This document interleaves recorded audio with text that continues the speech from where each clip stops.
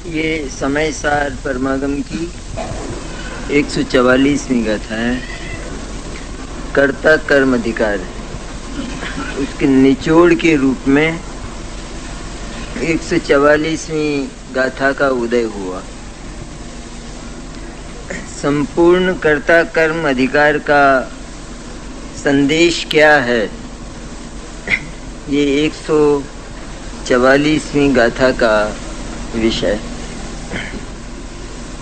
संदेश यह है कि संपूर्ण ही विश्व में जो अपनी महामधुर सत्ता है, सुंदर, अत्यंत सुंदर चैतन्य तत्व, मेरा चैतन्य, मेरी सत्ता, वही एकमात्र मेरे लिए शरण्य है। मुझे सदा के लिए अवलंबन देने वाली, सहारा देने वाली, सुरक्षित रखने वाली और प्रति समय आनंद पिलाने वाली यदि कोई जगत में है तो वो मेरी चैतन्य सत्ता है। तो सारे विश्व के पास मुझे देने के लिए कुछ नहीं। मैं इतना उत्कृष्ट तत्व हूँ कि सारा विश्व वो मुझे कुछ देते हुए भी कतराता है। तो मैं क्या दूं तुझे? तेरे से बड़ा, तेरे से महान तो इस विश्व में कोई है ही नहीं। और हम जड़ की ओर झांकते हैं। ये बुरी आदत है, इसका नाम मिथ्या दर्शन है। अन्य की ओर झांकना क्या होता है? क्यों झांकते हो? किसी के वस्त्रों की ओर झांके, किसी के आभूषणों की ओर झांके, किसी के वर्ण और रूप की ओर झांके, ये अच्छी आदत है नहीं, क्योंकि यहाँ ज्ञान स्वभाव लिखा है। इसलिए देखना मेरा काम। देखता हूं मैं तो जिनवाणी क्या कहती है, अरे लोक भी क्या कहता है, तुमको देखने की तमीज नहीं, बदतमीज हो तुम। इस तरह नहीं देखा जाता है। जब चीज पराई है तो उसे टक लगा कर नहीं देखा जाता, बल्कि दिखते ही वहां से हम चल देते हैं। चल देना चाहिए और हमारा मुंह फिरकर अपनी ओर, अपने बंगले की ओर, अपने घर की ओर, अपने चैतन्य सदन की ओर आ जाना चाहिए। स्वाभाविक बात है। लोक में उसे अनाचारी कहते हैं कि ये दूसरे की वस्तु को टक लगाकर देखता है, झांकता है। उसको शास्त्रीय भाषा में आगम, मिथ्या दर्शन और मिथ्या ज्ञान कहता है। कोई नए नए शब्द हो सकते हैं ना सुनने वालों के लिए। ये मिथ्या दर्शन क्या होता है, मिथ्या ज्ञान क्या होता है? यही मिथ्या दर्शन, यही मिथ्या ज्ञान हमारी जो गंदी असह्य आदतें हैं, जिनको दुनिया बर्दाश्त नहीं कर सकती। हम खाना खाते हों और कोई कुत्ता आकर खड़ा हो जाए तो खाना हराम हो जाए, बोले अभी उल्टी हो जाएगी। क्यों, क्या है, क्या दिक्कत है? बोले ये झांकता है। और हम क्या करते हैं? ये श्वान वृत्ति, इसका नाम मिथ्या दर्शन है। हम मनुष्य कहते हैं अपने को, कुछ भी कहते हो, देव कहते हो, लेकिन ये श्वान वृत्तियां अनादि से हमारे भीतर बैठी हैं और घृणित काम कर रही है। चैतन्य बहुत प्रतिष्ठा संपन्न वस्तु है इस विश्व। उसकी इज्जत जैसी जगत में कोई इज्जत नहीं है। सारे विश्व को हथेली पर रखकर भी जिसका ज्ञान स्खलित ना हो, जिसको पसीना ना आए, जिसमें जरा भी तरंग पैदा ना हो किसी वस्तु के प्रति, चाहे इंद्रियों की संपत्ति हो अथवा नरक के दुख हो, लेकिन जो निश्चल और स्थिर रहता है, ऐसा ध्रुव तत्व, ऐसा स्थायी तत्व, अडिग सुमेरु जैसा तत्व मैं हूँ। कितनी इज्जत है। इसका नाम ईमान धर्म है या नहीं? किसे कहते हैं ईमान? यही ईमान। तुम्हारा जो नहीं है उसको मत ताको, उसको अपना मत मानो, उस पर अपना अधिकार घोषित मत करो। वह स्वयं अपनी शक्तियों से, अपनी सामर्थ्य से जो अपना कार्य संपन्न करता है, उस कार्य को तुम अपना काम मत बनाओ। जगत में ऐसी झूठी घोषणा मत करो ये मैंने किया है। तुम कौन होते हो करने वाले? तुम्हारी तरह वो भी स्वयं भू पदार्थ है, सदा से है। वो सदा से है तो फिर उसके पास सदा रहने के लिए जो शक्तियां और सामर्थ्य होनी चाहिए वो भी होगी, तब न वो है उसकी सत्ता। इसलिए उसकी अनंत शक्तियां, भले वो जड़ है लेकिन अनंत शक्तियां उसके पास हैं। और अनंत शक्तियों से जो काम होता है वो काम भी वह प्रति समय स्वयं बिना किसी सहारे के अपने आप करता आया है। आत्मा को, आत्मा के लिए उसको कोई जरूरत नहीं। आत्मा हमको देखे यह भी उसे आवश्यकता नहीं। हर जड़ पदार्थ ये हमको मौन स्वर में कहता है, तुमको किसने बुलाया था, तुमको किसने आमंत्रित किया था मेरी ओर? मैंने तो तुमको कभी नहीं कहा कि मैं अपना कार्य करने में असमर्थ हूं तो मुझे जरा सहयोग दो। मैंने तो तुम्हें कभी नहीं कहा। तुम्हारी क्या गंदी आदत है ये कि तुम मेरे बीच में पढ़कर और उस मेरे काम को, मेरे किए काम को, मेरे द्वारा संपादित मेरी क्रियाओं को अपना घोषित करते। कौन बर्दाश्त करेगा? ये प्रेम जी का आयोजन है। अब हम में से कोई कह दे ऐसा हुआ था कि मैंने छावनी में एक आयोजन किया था, बहुत लोग आए, बहुत मजा आया। बहुत किसने किया था?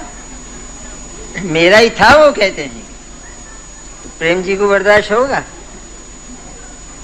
अथवा हम करते हों और प्रेम जी ऐसा कहें तो बर्दाश्त होगा? और हम क्या करते हैं? एक ज्ञान स्वभाव वाला, ज्ञान स्वभाव माने आनंद स्वभाव। ज्ञान जिसका स्वभाव है उसको जगत में कोई डर और कोई चिंता नहीं होती। किसका डर है? ज्ञान का कोई नाश करता हो, उसके भीतर कोई आता हो। बोले होता तो है साहब, डर तो लगता है, भय तो होता है। ये होता है क्योंकि हम ये नहीं जानते कि मैं ज्ञान स्वभाव के वज्र किले में बंद हूं। ये हम नहीं जानते, ये हमने विस्मृत किया। जिनवाणी तो लाउड स्पीकरों से बोली लेकिन हम बहरे हो गए, सुना नहीं। विधानों में तो इतना करते और जिनवाणी सुनते हुए क्या हो जाता है?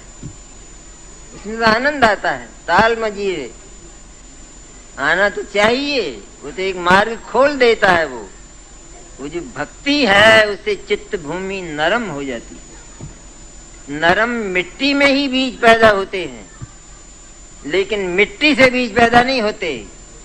मिट्टी को नरम कर लिया जाए बीज पैदा नहीं होगा, लेकिन मिट्टी को नरम किए बिना बीज पैदा होते नहीं। पर मिट्टी में से नहीं बीज आते हैं। बीज अलग चीज है, उसमें उत्पन्न होने की अपनी सामर्थ्य है। उस तरह सिद्ध चक्र विधान हमारे चित्त की कठोर शिलाओं को, तीव्र पाप परिणामों को नरम कर देता है और यह 144वीं गाथा मुक्ति का मार्ग खोल देती है। ज्ञान स्वभाव सुनकर तो उछल पड़ना चाहिए आसमान में। मेरा स्वभाव ज्ञान, ज्ञान मैंने क्या? सबको जानकर भी जो स्खलित नहीं होता, जिसके भीतर किसी का प्रवेश नहीं है, जो आज तक उस किले को तोड़ नहीं पाया, और जो ज्ञान अपने किले से कभी बाहर निकलता नहीं, और वो मैं हूं। इतनी अपनी इज्जत का ख्याल आ जाए। आत्मा ने अपनी इज्जत स्वयं अपने हाथों लुटाई है, कोई लूटने वाला नहीं। बेटा कपूत हो जाए तो सारे कुल की इज्जत को बर्बाद स्वयं कर देगा। कुल ने ही कुल की इज्जत को बर्बाद किया। आत्मा की आदत खराब हो गई। वस्तु नहीं बिगड़ी है, वस्तु ज्यों की त्यों सुरक्षित है, अनादि अनंत है ना, तो अक्षय है ना। आत्म सत्ता और उस आत्मा के भीतर रहने वाली जो सामर्थ्य, जो शक्तियां हैं अनंत, जो आत्मा का धन है, जिससे आत्मा समृद्धिशाली है, वो तो सदा ही सुरक्षित है, उसका कुछ बिगड़ता नहीं। व्यक्ति को ज्वर होता है, क्या मान लेता है कि मुझे तो पूरा ही ज्वर हो गया, सारे को ही, तो सारे को ज्वर हो गया तो ज्वर उतरेगा कैसे? वो ज्वर तो तेरे साथ एक में हो गया, तो उतरेगा कैसे? वो एक कितना बुद्धिमान है मनुष्य, वो जानता है कि ज्वर आया है और चला जाएगा, मैं न आया हूं और न मैं जाऊंगा। ज्वर आया है तो मैं बढ़ा नहीं हूं, घटा भी नहीं हूं, और ज्वर चला जाएगा तो भी मैं उतना का उतना रह जाऊंगा। इसलिए ज्वर कोई एक्स्ट्रा चीज है, सरप्लस चीज है, मैं नहीं हूं। मनुष्य उसे नहीं कहते जिसे बुखार आता हो, उसका नाम मनुष्य है, लेकिन आ जाता है। बुखार यदि आता है तो मनुष्य को ही आता है, घड़ी को नहीं आता, मनुष्य को ही होता है। और वह सब उसकी अनियमितताओं से, उसके अज्ञान से, उसकी भूल से, उसकी लोलुपता से होता है। उसी तरह आत्मा तो सुरक्षित तत्व है सदा, जो अक्षय है, जिसका कभी नाश नहीं होता, जो अनादि अनंत है, तो उसका क्या बिगड़ने वाला है, और जिसमें किसी का मिश्रण नहीं होता। ये भागवती कथा है। भागवत किसकी कथा है? गाथा चलती नहीं आगे, मैं क्या करूं? जब तक ये भूमिका नहीं बनती तब तक आगे बढ़ा नहीं जा सकता। इस विश्वास को जगाएं हम एक बार अपने चित्त में, और फिर बाहर होने वाली परिस्थितियों का अवलोकन करें, तो हम देखेंगे कि हमारा चित्त उनको सहने के लिए कितना समर्थ हो गया है। परिस्थितियां तो होंगी, प्रलय भी होगा, उस प्रलय में हम बहेंगे भी सही, लेकिन उस समय अनुभूति यह होगी, प्रलय वो मेरा एक कण भी नहीं खिला, एक प्रदेश भी नहीं खिला सकता। प्रलय में भी मैं सुरक्षित हूं, मेरा ज्ञान सुरक्षित है, सब कुछ सुरक्षित है। प्रलय की ताकत नहीं कि मेरा नाश कर दे। जिसका नाश होता है, जो बिखर जाता है, जिसका विघटन होता है, वो मैं नहीं हूं। इतना तो करना है। और मोक्ष मार्ग में और क्या होता है? और आत्मा इससे अधिक क्या करे? क्या करे आत्मा? ब्लड प्रेशर का इलाज करे? अरे आत्मा के खून ही नहीं है तो प्रेशर कहां से होगा? और ये मानता है कि मुझे हो गया। यही तो सबसे, वो ब्लड प्रेशर ये कहता है कि तू ये कैसा मूर्ख है, बेवकूफ। ब्लड प्रेशर खून को होता है, और आत्मा में वो है ही नहीं, वो उससे भिन्न चीज है, अलग है वो चीज बिल्कुल। हवा को हुआ कभी ब्लड प्रेशर? हवा को नहीं होता है। हवा को बुखार आया कभी? नहीं होता है। जिसको होता है उसी को होता है, लेकिन वह अपने स्वास्थ्य को, आरोग्य को चूकता है तो होता है। ये आत्मा में यही हुआ है। सबसे पहले यह निश्चय करे। सिद्ध चक्र विधान ये तो बड़ा सुंदर व्यवहार है, इससे सुंदर विधान नहीं है जैन धर्म में। सिद्ध चक्र विधान से अच्छा, जिसमें निरंतर सिद्धों का स्मरण हो। और सिद्धों का स्मरण मैंने सिद्धों के सुख का स्मरण हो। कितने सुखी हैं भगवान आप, कि आपको कभी मन नहीं होता यहाँ आने का, वापिस आने का, कि हम क्यों आएंगे? अगर आना होता तो जाते क्यों? और हम तो ऐसे बसर गए हैं यहाँ आकर, अनंत काल तक हम इस बगीचे में, इस वाटिका में, शांति के इन कुंजों में हम तो निरंतर सुरभित श्वासें ही लेते रहे। तुम क्यों रोते हो? आओ ना हमारे पास, खुला है हमारा दरवाजा, लेकिन दरिद्रियों के लिए नहीं। जो दरिद्री ये कहता है मैं तो कर्मों से बंधा हूं, ये कर्म मुझे हैरान करते हैं, परेशान करते हैं, राग द्वेष परेशान करते हैं। लेकिन अरे मूर्ख, तूने स्वयं इनका उत्पादन किया। तूने अन्न के खेत में कांटे बोए हैं, ये तूने बोए हैं, लेकिन फिर भी तेरी जो सत्ता है वो सुरक्षित है, उसका कुछ नहीं बिगड़ा है। क्या बिगड़ा है? दूध और पानी को मिलाएं तो मिल गए। 1 किलो दूध, 1 किलो पानी, 1 किलो शुद्ध दूध, 1 किलो शुद्ध पानी, दोनों मिले तो दोनों शुद्ध रहे। साहब वो तो अशुद्ध हो गए। अच्छा बोलो क्या अशुद्ध हुआ? मिले, इससे कुछ परिवर्तन आया है, उसे हम अशुद्धता कहते हैं। लेकिन यह तो देखें कि वह जो मिलावट है उसमें दूध कितना है, कि 1 किलो है, और बाहर कितना था कि 1 किलो है, तो वो शुद्ध है का शुद्ध 1 किलो? अगर उसमें 1 बूंद पानी वो अपने में खपा लेता तो अशुद्ध हो जाता। इसी तरह पानी, तो ये जो अशुद्धता है, ये अशुद्धता तो आई गई है, लेकिन द्रव्य तो उतना का उतना, वस्तु सत्ता तो उतनी की उतनी है ना। फर्क पड़ गया।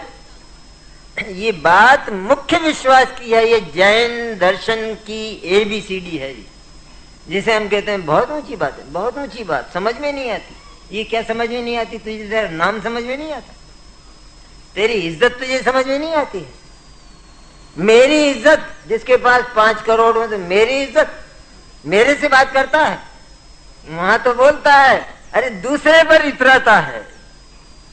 और यहां वे शक्तियां कि जिनमें थोड़ा भी कभी कम नहीं हुआ, ऐसा धन, ऐसी गुण संपत्ति पड़ी है आत्मा के भीतर, बिखरी पड़ी है, रत्नावली है वो आत्मा, रत्नाकर है, साक्षात समुद्र है आत्मा।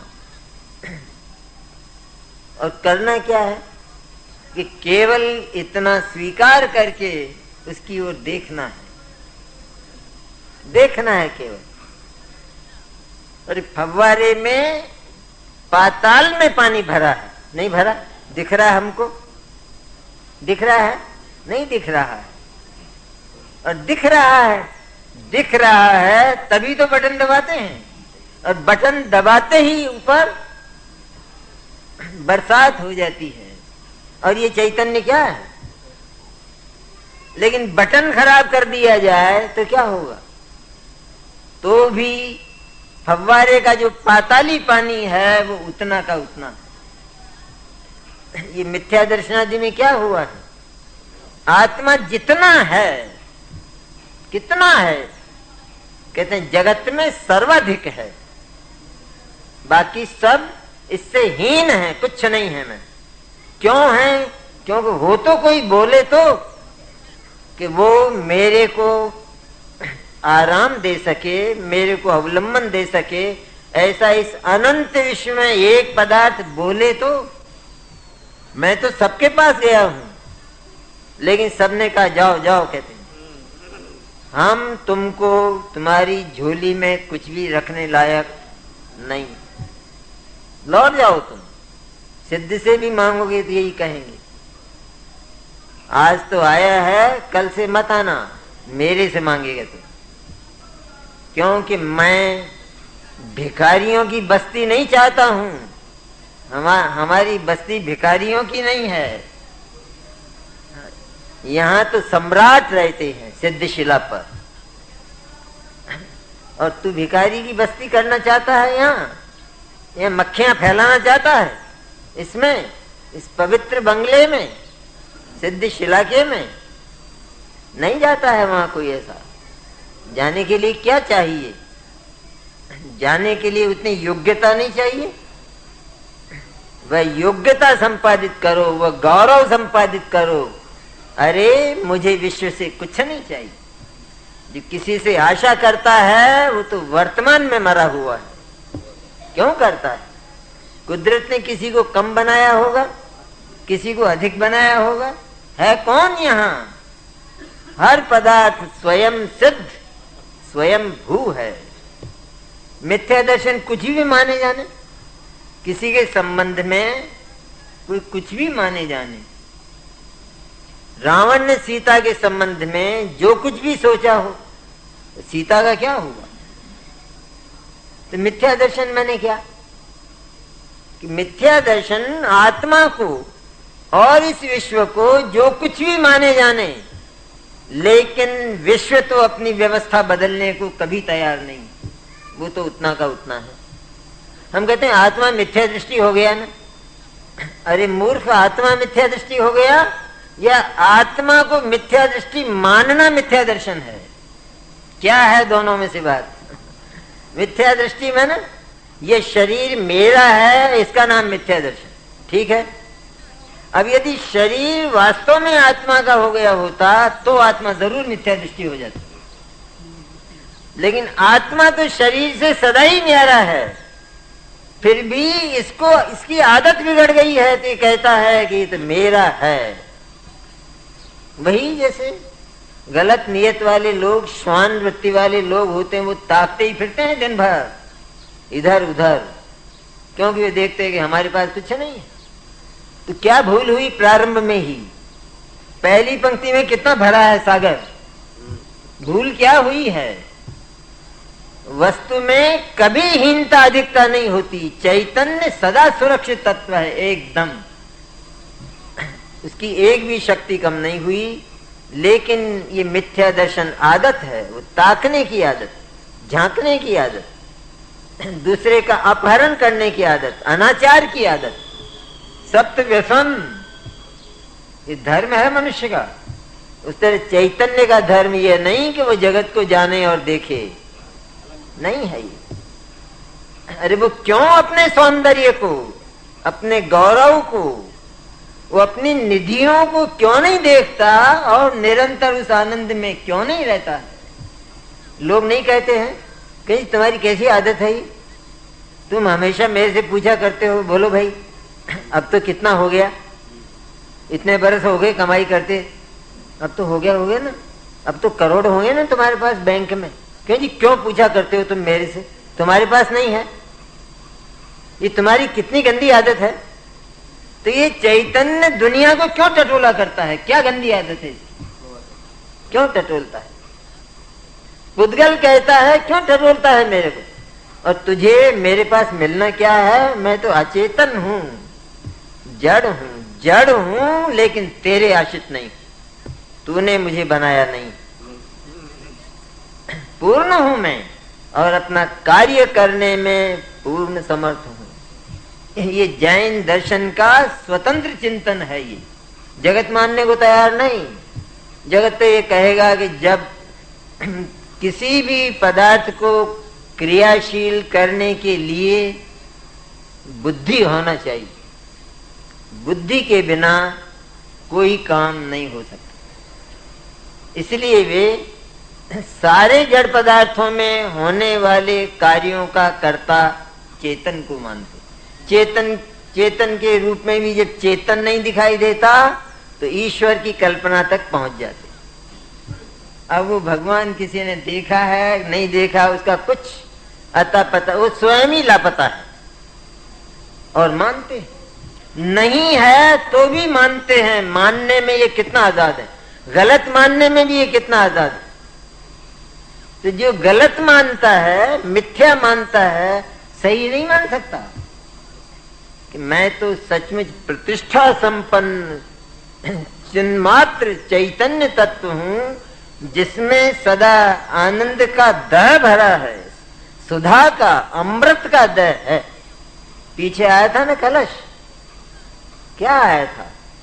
जिन्होंने इस चैतन्य को स्वीकार करके एक बार ये स्वर बोला, अनुभूति में ये स्वर बोला, अरे मैं विश्व का सर्वोत्कृष्ट चैतन्य पदार्थ हूं, पारमार्थिक तत्व विशेष हूं, ये बोला। तो कहते हैं वो पुरुष सदा अमृत पीते हैं। ऐसा नहीं आया पीछे, सदा अमृत पीते हैं, क्योंकि वो तो अमृत में झुक गए ना। जैसे हंस वो झुक जाता है उस पानी में, और पानी हो तो भी उस पानी को एक और करके केवल दूध दूध पी लेता है। और ये मनुष्य उसमें हंस जैसे जानवर का विवेक नहीं, वो केवल दूध दूध पी लेता है, पानी पानी रह जाता है। ये झूठी है बात। और हम क्या करते हैं कि हम तो उस हाथी की तरह है जिसके घास में चूरमा डाल दिया गया है, सबको मिलाकर, सब राग द्वेष मोह सब मैं। ये राग द्वेष मोह तू कहां से आया? तू तो सतरूप अस्तित्व रूप सत्य चैतन्य सत्ता है ना, कभी नहीं मरने वाली, सुरक्षित रहने वाली। और ये मोह जिसे मिथ्यात्व कहते हैं, वो तो झूठ बोलता है ना। तू झूठा है, ये तेरी सत्ता सत्य है, अस्तित्व रूप है। ये कहता है मैं देह हूं, तू देह है, आत्मा देह होता है। तो फिर दोनों में से किसका विश्वास किया जाए? वो जो अस्तित्व स्वरूप आत्मा है उसका विश्वास किया जाए, या जो मोह बोलता है इसका विश्वास किया जाए? झूठे का विश्वास किया जाता है। जो हमेशा झूठ बोलता है वो विश्वास के लायक होता है? तो मिथ्या दर्शन, मिथ्या ज्ञान, मिथ्या चारित्र, ये जो तीन शब्द आगम में आए हैं, इसका अर्थ क्या?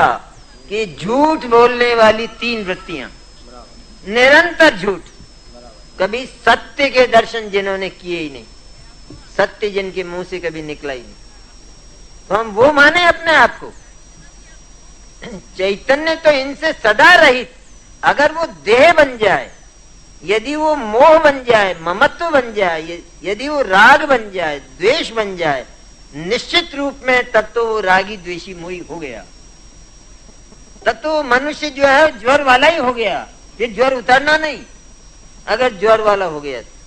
लेकिन ज्वर होते हुए भी ज्वर उस मनुष्य से न्यारा पड़ा है, वो जानता है ये आया है और जाएगा, चला जाएगा। इसी तरह आने जाने वाली वृत्तियां, ये सब प्रथम तो विश्वास के योग्य ही नहीं है। स्वयं मेरे भीतर उत्पन्न होने वाला ये भाव, ये मेरे विश्वास के लायक नहीं, अर्थात ये मैं हूं, मैं ऐसा हूं, इसी का नाम मिथ्या दर्शन। झूठ बोलता हो कोई पुत्र, तो पिता क्या कहता है? बेटा झूठ बोलते हो? हाँ पिताजी बोलता तो हूं, लेकिन ये झूठ बोलना तेरा कर्म नहीं है, क्योंकि तू मेरा पुत्र है सत्यवादी का। तो मेरा कर्म नहीं है तो किसका कर्म है फिर? मैं ही तो बोलता हूं। तो तू बोलता तो है, फिर भी तेरा कर्म नहीं है। तो आप कहां से बोलते हो? लेकिन ये कि सचमुच तू ऐसे कुल में पैदा हुआ है, इतना पवित्र है तेरा द्रव्य कि उसमें झूठ का नाम निशान नहीं है। ये आदत तेने ऊपर से स्वीकार की, छोड़ दे इसको। इसको छोड़ने से तेरा कुल नहीं छूट जाएगा, तू पवित्र ही है वर्तमान में। अपनी पवित्रता का स्मरण कर तो झूठ छूट जाएगा। कैसे छूटता है? ये झूठ मैं बोलता हूं, बोलता रहा हूं, इतनी बात आई, लेकिन कथा यही खत्म नहीं होती है। इसके आगे चलो कि बोलता हूं, बोलता आया हूं, लेकिन सचमुच वह मेरा कर्म नहीं था, धर्म नहीं था, कर्तव्य नहीं था। ये जाना उसने, तो उसने उस झूठ को अपने आप से न्यारा कर लिया नहीं, भीतर ही भीतर, कि मैं तो पवित्र कुल का पुरुष, और ये जो झूठ है ये बिल्कुल अनाचारियों का कर्म, मेरा कर्म नहीं। ये जाना ना, कहां से जाना? मेरा कुल आज भी पवित्र है, मैं पवित्र तत्व हूं। अगर पवित्र तत्व ना हो तो किसकी ओर देखकर झूठ छोड़े? फिर तो बोलता ही रहेगा। आनंद, क्योंकि ज्ञान को जगत में कोई तकलीफ नहीं। आज तो कोई पैदा नहीं हुआ कि ज्ञान को कष्ट दे सके। कि हमारे भीतर ज्ञान है तो हम निरंतर दुख पाते हैं। तुम्हारी मर्जी से दुख पाते हो, तुम्हारे मन से दुख पाते हो। दुख देने वाला कोई नहीं है, तुमको वहम है, तुमको भ्रम हो गया है कि जगत में मेरे को कष्ट देने वाले हैं पदार्थ। इस तरह तुमने जगत को दो भागों में विभाजित कर रखा है। ये सारा जगत एक ही अखंड है तेरी ओर से, दूसरी तरफ तू अखंड है और उधर वो सारा जगत एक कक्षा में है। तेने कल्पना से दो भागों में विभाजन किया है, एक सुखद और दूसरा दुखद। ये वहम है, ये भ्रम, वास्तविक नहीं। भ्रम विश्वास करने लायक होता है। भ्रम है ना, जैसे किसी ने पान खाया बहुत अच्छा और थूक दिया। अब एक जौहरी था कच्चा, वो रात को जा रहा था, उसने देखा तो बिल्कुल लाल सुर्ख एकदम ऐसा, अरे कि मानक पड़ा है, और उसने उठा लिया। मानक आ गया 5 लाख रुपए का, तो क्या आया? तो ये क्या करता है आत्मा? भ्रम करता है, कुछ बिगड़ा ही नहीं है। अरे बिगड़ गया होता, हम सोचें तो थोड़ा कि आत्मा का यदि कुछ बिगड़ता होता सत्ता का, अब हम माने जाने कुछ भी, तो उससे सत्ता में कोई अंतर नहीं पड़ता है। जैसे एक व्यक्ति ने अपने, इसमें आया ना उधर, तो उसने अपने आप को भैंसा मान लिया, मान ही लिया तो बन गया। मान लिया तो जिस समय नहीं माना था उस समय तो उस छोटी कोठरी में चला गया और वहां जाकर भैंसे का ध्यान करने, रोज भैंसा देखता था। तो ये कदाचित ऐसा विचार आ गया कि एक दिन अपन भी भैंसे हो जाएं तो कितने बड़े हो जाएंगे। तो वो उस कोठरी में भैंसे का ध्यान करने लगा तो अपने आप को भैंसा ही अनुभव करने लगा। है कौन? मनुष्य। अब कहता है इसमें से कैसे निकलूं, कैसे? वो भैंसा हो गया, अब निकलूं कैसे इसमें? क्या है वस्तु स्थिति, क्या है मिथ्या दर्शन? अरे मनुष्य तो उतना ही मनुष्य है जितना वो भीतर गया था, और बाहर निकल सकता है। कहते क्या उपाय है? यही कि अपने आप को मनुष्य मान ले, क्योंकि मनुष्य है। मनुष्यत्व तो गया नहीं है, पूरा है। भैंसा तो कल्पना है, वो तो काल्पनिक है, वो तो उसको नहीं छोड़ सकता। तो कितना समय लगे छोड़ने में? ये जो वृत्तियां सदा से चली आई, भले ही सदा से ही, बचपन से ही आदत बिगड़ी हो, लेकिन सत्संग में आकर, जिनवाणी के पास आकर, तीर्थंकरों के पास जाकर, ज्ञानियों के पास आकर वो आदत ना सुधरे, उससे बड़ा अभागा दुष्ट व्यक्ति जगत में नहीं। किस लिए है ये चीज? आदत सुधारने के लिए नहीं। यहाँ किस लिए आते हैं? कि हमारी जो पड़ी हुई आदतें हैं गंदी, वे जिनवाणी माँ के पास आकर इसके मधुर अमृतमय वचन सुनकर सुधर जाएं, और एक दिन हम भी इस जिनवाणी की आज्ञा से इसका अनुशीलन करते हुए उस बस्ती में चले जाएं, शांति के कुंजों की बस्ती में, जहां निरंतर शीतलता ही शीतलता है, राग द्वेष की धूप जहां पहुंचती ही नहीं, मोह का जहर जहां पहुंचता ही नहीं है, जो निरंतर सुधा पान करते हैं और अमर रहते। अमरता क्या है? कि अमरता का अनुभव, उसका नाम अमरता है, क्योंकि आत्मा अमर है। इस तरह अमृत पीते हैं निरंतर। ज्ञानी एक चैतन्य का दर्शन हुआ, बस इतना। जगत में काम क्या है, क्या करना है? ये काम बहुत है, कहते हैं। ये आप निकम्मे हो, आप लोग। दो घंटे तो हमारे उसमें सिद्ध चक्र में खराब किए, और 1 घंटा ये और माथा दुखाते हैं। हमारे और काम नहीं है। अरे वो काम आज तक हुआ ही नहीं तेरे से, तुझे इस रहस्य का ही पता नहीं। क्या विचित्र है तू।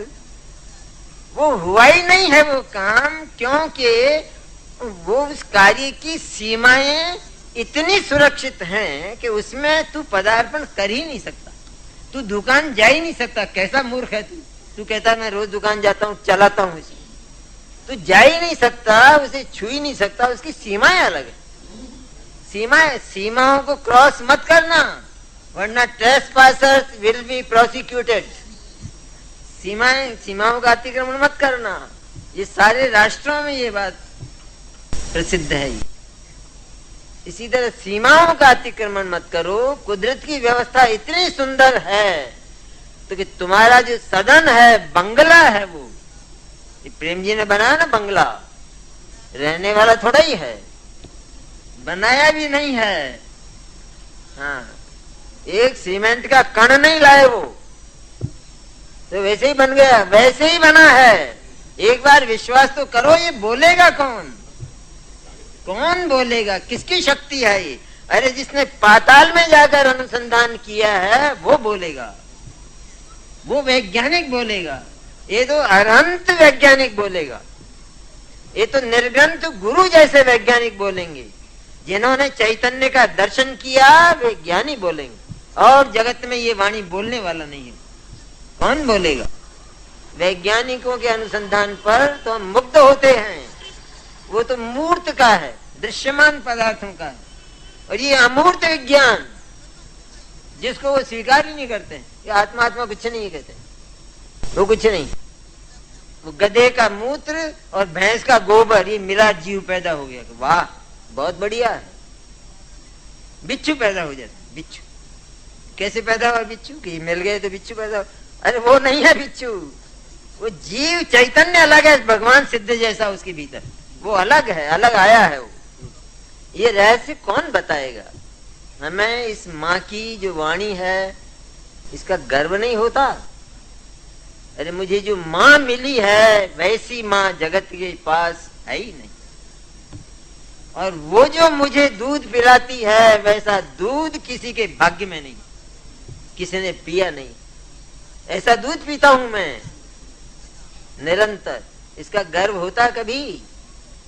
जगत के अरबों लोगों को जो नसीब नहीं, अरबों लोग, सारे यूरोप, अमेरिका, ऑस्ट्रेलिया, अफ्रीका, है वहां कोई शुद्ध चैतन्य होता है? हाँ होता होगा। कौन? बाबा आदम के जमाने की बातें करते। कौन सी बातें करते हो? वैज्ञानिक युग है कहते। अरे पर ये नया विज्ञान है, वो विज्ञान तो नष्ट हो जाएगा। ये विज्ञान अनादि अनंत है, इसमें कभी फर्क पड़ने वाला नहीं। वहां तो एक वैज्ञानिक दूसरे वैज्ञानिक के अनुसंधान पर पानी फेर देता, बोले गलत है कहते। इस पर कभी पानी नहीं फिरा। ये ऐसी वज्रवाणी है। ये वाणी जब गिरती है तो मिथ्यात्व की शिलाओं को तोड़ती हुई आती, अज्ञान की शिलाओं को तोड़ती हुई गिरती है। ये ऐसी वाणी है। जिन वाणी पर हमारे कानों में, हमारे कान तो बहरे हो गए, सुनते नहीं है। एक आदत छोड़ने को तैयार नहीं, एक सामान्य आदत। कितनी आदतें घरों में पड़ी रहती। ऐसी पवित्र वाणी सुनकर, अरे विद्यार्थी स्कूल जाने लगा है, उसको अच्छा अध्यापक प्रोफेसर मिला है, फिर भी वहां गिल्ली डंडे खेलता है। वहां गिल्ली डंडे खेलेगा? एकाग्रता से बैठता है। सर हाँ सुनाइए, बताइए, मैं आपका आज्ञाकारी हूं। नहीं करता है। और हम क्या करते हैं? सुन लिया बस, हो गया। बहुत बढ़िया कहते। 144वीं गाथा बहुत बढ़िया है। तो तुझे क्या आया? तेरे मुंह में क्या है? ये गीत गाने के नहीं है, ये गीत गाने का धर्म नहीं है, ये अमृत पीने का धर्म। सुधा का कलश भरा है, पियो ना। पीते क्यों नहीं हो? पर कहते हैं मैंने तो लहसुन खाया हुआ है, प्याज खाया, आलू खाया है। तो कैसे आएगा? वो आते हैं तो सामान्य आते हैं तो यही छूट जानी चाहिए। हमें तो इस समय आलस से आता है। पर साहब आलस से नहीं आते क्या जानवर हैं क्या? 2-2 घंटा तो पूजा में बिठा लिए और 1 घंटा यहाँ आप नहीं छोड़ते हो। तो 3 घंटे कोई जानवर है? जानवर तो नहीं हो, मनुष्य ही हो। और ये 3 घंटे तो कम पड़ते। तुम 24 घंटे जागरण करते हो, ये हमने देखा है। लेकिन चाहिए टीवी, कि टीवी चाहिए। टीवी के सामने किसी को नींद आई आज तक? नहीं आई। क्यों नहीं आई? क्योंकि वहां रस है। रस भले ही विष हो, उसमें क्या है वहां? किसी को विष की आदत नहीं पड़ जाती? या अफीम खाता है कोई, अथवा वो चली आज का स्मैक, उसमें क्या है? वो बड़े मजे से खाता है, दिन भर उसका नशा, उसकी तरंग, तो पागल होता है और आनंद मानता है। ये चैतन्य स्मैक पीता है, कहते शर्म नहीं आती है? वो छोटी मोटी आदतें छूटे बिना व्यर्थ की, बिल्कुल व्यर्थ की। चिल्लाता है, बैठना नहीं आता, चलना नहीं आता, बोलना नहीं आता, सोचता है तो गंदा सोचता है। क्या सोचेगा? क्या सोचेगा? जो रात दिन देखेगा वही तो सोचेगा, और क्या सोचेगा?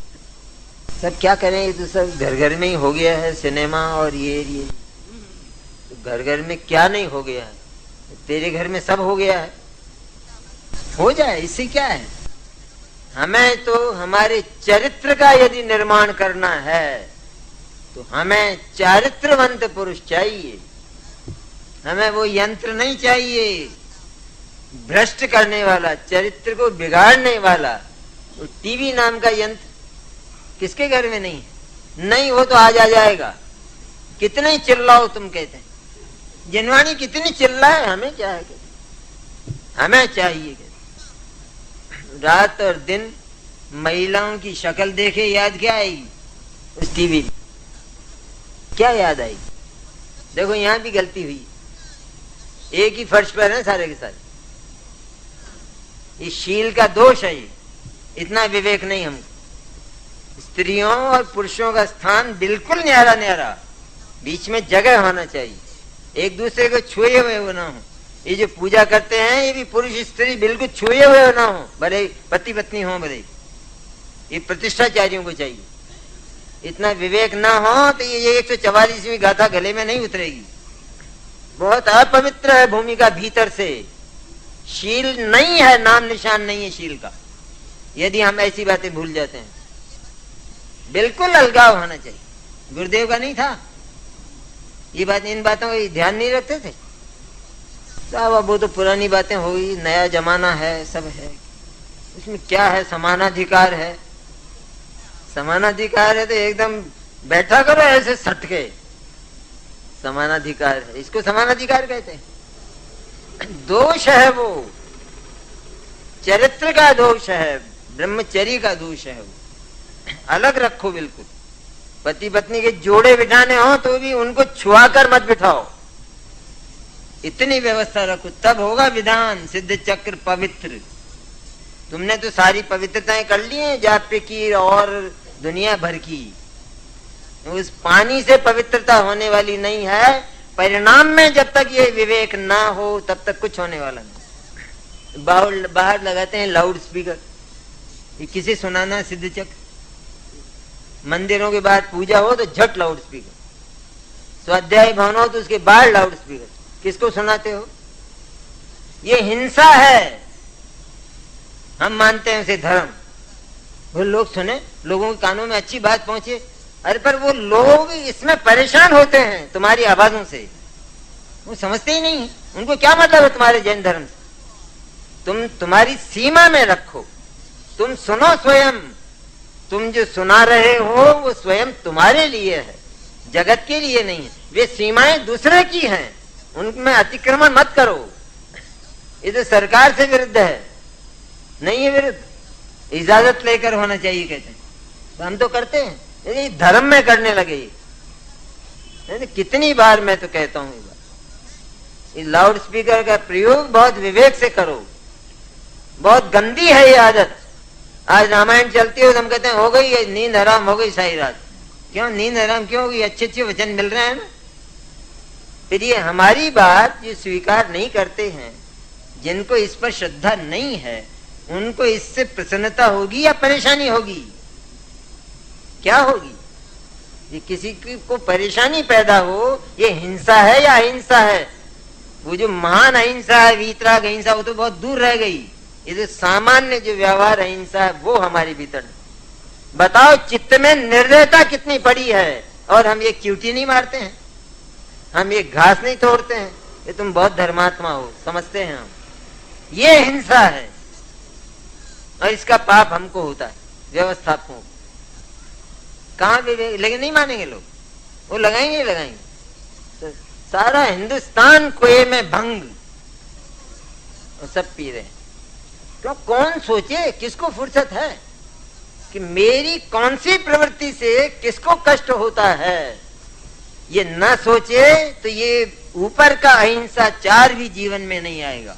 फिर अंतरंग वीतराग अहिंसाचार की तो बात बहुत दूर है, बहुत दूर है। एक बार कह दिया जाए, व्यर्थ की आदतें, हजारों आदतें व्यर्थ की हैं जीव को। बैठे बैठे बात करेगा औंधी सीधी, न मालूम कहाँ कहाँ की, किसी की शादी, किसी का विवाह, किसी की लड़की भाग गई, लड़का भाग गया, वो हो गया, ये सब चर्चा। लेकिन हमने आज 1 घंटे क्या सुना था, उसकी चर्चा नहीं। तो हमने कार्यक्रम बनाया है, सुनने का कार्यक्रम, जनवाणी का। ये कार्यक्रम नहीं है, ये जीवन है, ये श्वासोच्छ्वास है पल पल का। हमने कार्यक्रम बनाया कि क्या करते हो कि 9 से 10, 10 से 11 प्रवचन सुनते, फिर क्या दिन भर ही सुनेंगे क्या? फिर क्या? फिर सब खाना खाते हैं, दुकान जाते हैं और क्या करते हैं? तुम कहते हो वही सुना करना रात दिन। अरे ये जीवन है, जीवन। आत्मा इस श्वासोच्छ्वास से जीता है। इसमें यदि ब्रेक होता है, इसमें लंच नहीं होता, ब्रेक नहीं होता इसमें। उस चैतन्य की जो खुमारी चढ़ती है, वो जब से चढ़ी फिर अनंत काल तक उतरती नहीं, सिद्ध दशा में भी नहीं उतरती। सिद्धों को भी खुमारी है इसकी, इसीलिए रहते हैं वहां। ऐसा आनंद तत्व जगत में नहीं है, भरचक, कभी बीतने नहीं वाला। ऐसा निरंतर पियो, लेकिन जरा भी बीतने वाला नहीं। ऐसा अक्षय आत्म तत्व, उसकी कथा है ये। क्या चलें आगे, क्या कहें, गाथा ही रह जाती है। मैं क्या करूं? माने बैठे हैं ना, तब आत्मा को अशुद्ध नहीं मानते हो, ये मिथ्या दर्शन है। तो मिथ्या दर्शन तो तेरा पैदा किया हुआ, जबरदस्ती तेरा माना हुआ है नहीं आत्मा। आत्मा तो ज्यों का त्यों है, तूने माना है ऐसा, उस रावण की तरह। वो तो वस्तु में अंतर पड़ता है, कभी वस्तु में फर्क पड़ जाएगा। शरीर को यदि अपना माने, मैं कहूं कि ये मैं हूं, ये मानने से, ऐसा जानने से शरीर आत्मा बन जाता है या आत्मा शरीर बन जाता है। जब कुछ नहीं होता तो तेरा ये मानना और जानना बाजार में किस भाव बिकेगा? बेचने जाना जरा इसको, क्या भाव लगता है इसका? अरे ये तो झूठों का पुलंदा है, विश्वास के लायक ही नहीं है। इसलिए मोही नहीं तू, रागी नहीं है, अज्ञानी नहीं है, दुखी नहीं है। ये सब कल्पना की डिलीवरी है, ये कल्पना की संतानें हैं, ये भ्रम की संतानें हैं। तू वास्तव में सुख और आनंदमय तत्व है, वास्तव में सचमुच। ये सारा राग द्वेष इत्यादि किसकी है? संतति, ये परिवार, ये डकैतों का परिवार। चैतन्य तो पवित्र है, एकदम निश्चल, किसी से संबंध नहीं। संबंध जोड़ना अच्छा होता है? किसी से संबंध जोड़ा कि स्वयं बिक गया। जरा से जोड़ कर तो देख लो, यात्रा में किसी बूढ़े को साथ ले लो, ये कैसा झगड़ा हो गया, कैसा, ये मैंने कौन सा तोता पाल लिया।